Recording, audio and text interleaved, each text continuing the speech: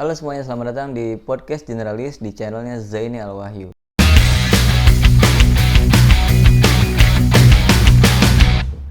Untuk kalian yang belum mengetahui dan juga baru datang di podcast ini, selamat datang gue ucapkan. Podcast Generalis adalah podcast yang membahas tentang self-development, tentang bisnis dan juga tentang pendidikan. Juga gue akan invite teman-teman gue untuk membahas tentang 3 hal tersebut sehingga lebih interaktif lagi dan juga lebih luas lagi perspektifnya, sehingga insightful-nya dan juga perspektif yang lebih luas dan juga informasi juga lebih luas, sehingga kita juga lebih bisa bermanfaat dan juga lebih kena lagi ya, lebih universal lagi. Anyway, hari ini gue akan membahas tentang keorganisasian. Apa tuh organisasi? Kalian tahu tentang, bisa cari di Google, bisa dicari Wikipedia dan yang lainnya. Sekarang sangat inklusif ya, sangat terbuka informasi. Mungkin secara pengertian definitif tuh kalian sudah tahu bahwa organisasi itu harusnya memiliki tujuan. Tujuan itu tidak hanya laba, tapi tujuannya organisasi itu apapun, yang profit mungkin laba, yang non profit pasti transformasional. Artinya bisa mengembangkan diri anggotanya. Itu secara definitif. Nah, gue pernah melihat di salah satu postingan di selebgram ya, gue lupa siapa namanya di Instagram. Itu dia pernah bikin postingan bahwa saat ini, saat pandemi ini tuh banyak organisasi yang bermunculan yang baru. Mungkin analisa gue ya, analisa cetek gue bahwa banyak orang-orang yang resah, banyak orang-orang yang ingin membantu saat pandemi ini. Makanya mereka membuat suatu organisasi ataupun komunitas yang baru sehingga bisa menciptakan ekosistem yang baru, sehingga bisa menyelesaikan permasalahan-permasalahan yang mereka rasakan sekarang, sehingga bisa bermanfaat ya, impact. Organisasi itu kan intinya adalah impact secara sosial, secara enterprise dan yang lainnya, secara profit juga bisa. Karena ada kenyataan tersebut bahwa organisasi itu banyak yang baru sekarang, artinya lebih banyak lagi dong opsional atau pilihan kita untuk memilih organisasi. Makanya makin sulit dong, karena lebih banyak opsional. Kalau zaman dahulu kan mungkin lebih sedikit ya mungkin lebih sedikit. Karena gue lihat makin sekarang itu lebih banyak komunitas baru yang bagus-bagus banget, dan organisasi baru yang juga yang bagus-bagus juga. Yang pastinya bisa kalian jadikan itu adalah sebagai wadah kalian untuk mengembangkan diri dan mengembangkan apapun, karir dan yang lainnya.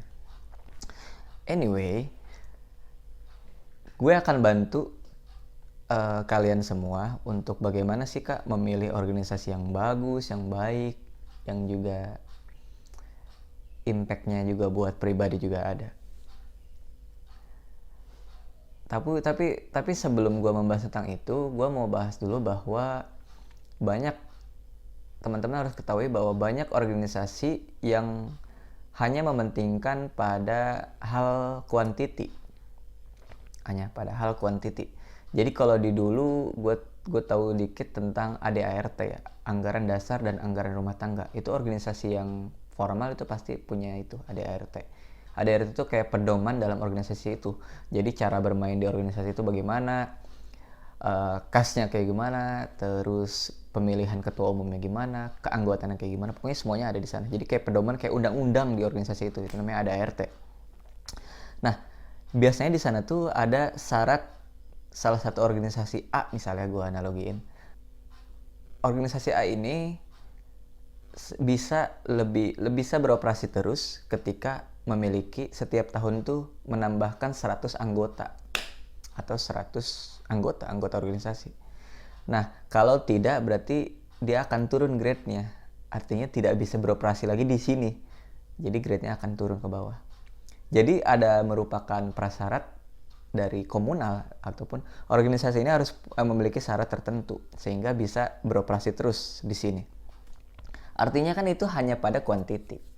Walaupun itu menjadi apa ya bahasanya, gue susah juga.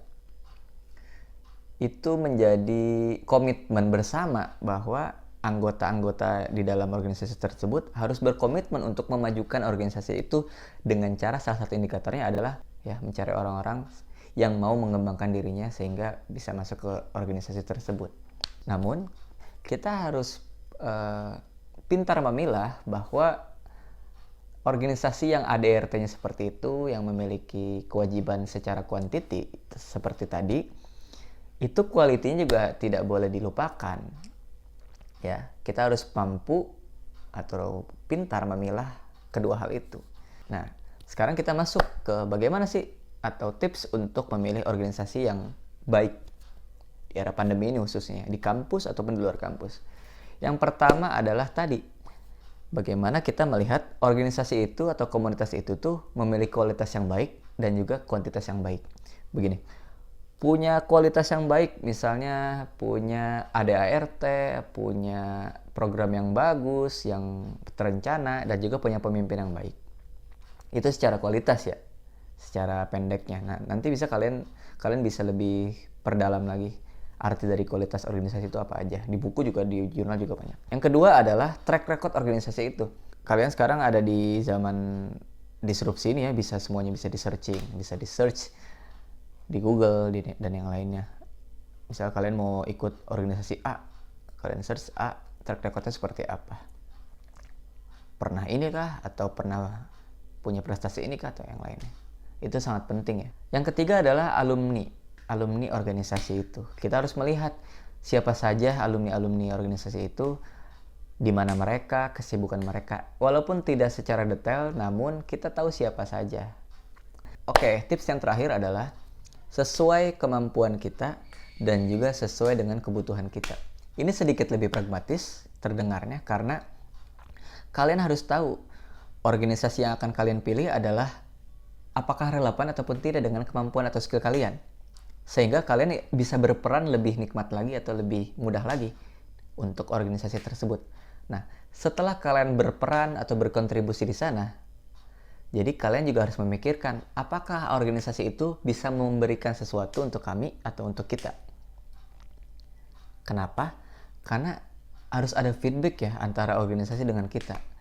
Sekarang kalau menurut gue ya, bukan zamannya kita tuh harus memberikan sesuatu apapun terhadap organisasi. Bukan mindset kita tuh organisasi yang memberikan kita. Kalau menurut gue enggak. Hari ini sudah shifting ya, udah ada pergeseran bahwa kita memberikan kontribusi terhadap organisasi, uang ataupun apapun, waktu dan yang lainnya, tenaga. Tapi kita juga harus mendapatkan dong sesuatu dari organisasi. Jangan mengartikan bahwa ini adalah profit saja. Tapi minimal adalah networking, minimal adalah jodoh, minimal adalah apapun yang sekiranya itu bisa bermanfaat buat kita pribadi yang didapatkan dari organisasi. Oleh karenanya, keempat hal itu harus menjadi dasar kalian atau menjadi basic kalian untuk memilih suatu organisasi.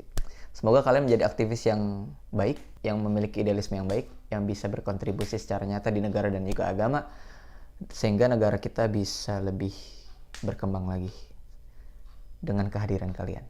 Terima kasih sudah mendengar, terima kasih sudah menonton. Terus dukung channel ini. Wassalamualaikum.